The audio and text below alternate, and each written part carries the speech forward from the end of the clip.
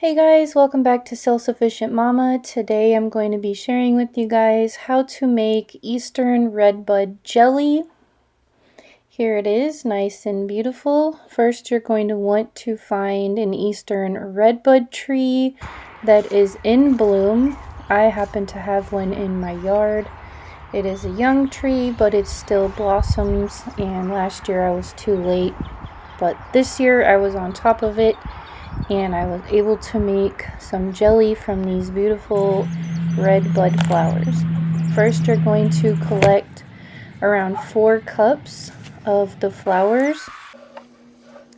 Then you're going to want to get all the critters and casings out, which is what I was doing here. Go ahead and put it in a strainer and shake as much of the stuff out as you can. All that stuff right there.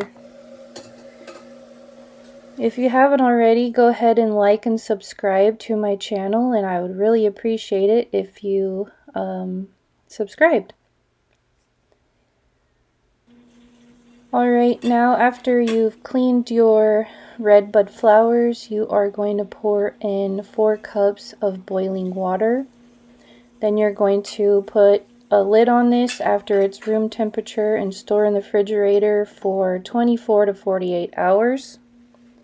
After that, you are going to want to strain your flowers from your liquid mixture and make sure you squeeze out all the flowers so you can get all the good stuff in your liquid tea, basically.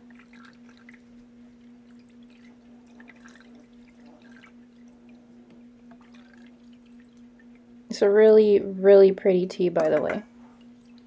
It didn't smell good. It smelled like broccoli to me. So you're going to take 3 cups of that red bud tea mixture, put them in your pan, and go ahead and follow the directions. I used liquid pectin for mine. So you're going to add 2 tablespoons of lemon juice.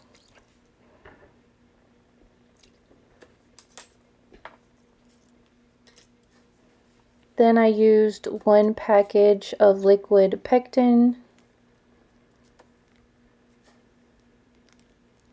I'm going to be canning these, so I have my jars, lids, and seals prepared already. Go ahead and give this a stir.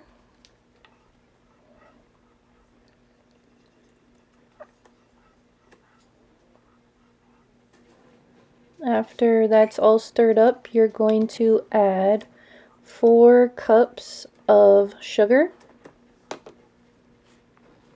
and this made 6 8-ounce jars of jelly for me. Go ahead and stir this, and you're going to continue to stir it until your jelly comes to a rolling boil for 1 minute.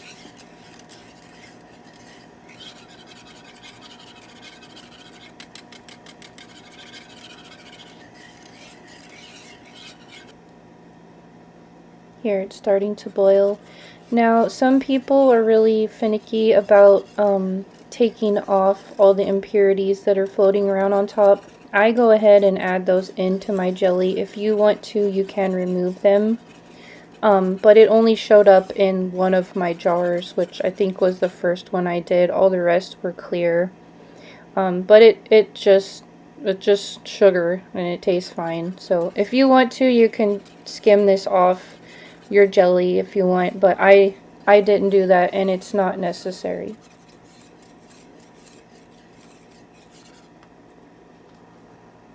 You can see here it's starting to come to a boil, and you gotta let it boil for a minute, and then it's ready to put in your jars.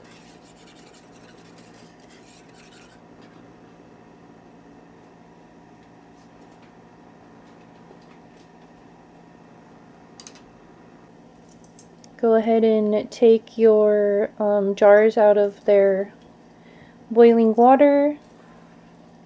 Sorry for the shaking here. My kitchen stove fan was on and it was vibrating my camera, and I didn't notice it.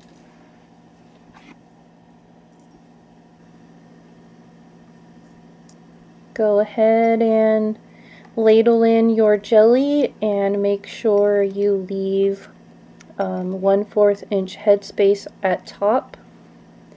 I like to take a butter knife and scrape it around the edges just to make sure there's no bubbles left in before I seal it. Wipe the rim of your jar and then go ahead and get a lid and a seal and pop that on there. Then you could put these into your boiling water bath for 10 minutes, then remove them, set them on the counter, they're ready to go. Thank you guys for watching. Please subscribe to my channel if you haven't already. I will see you guys next time.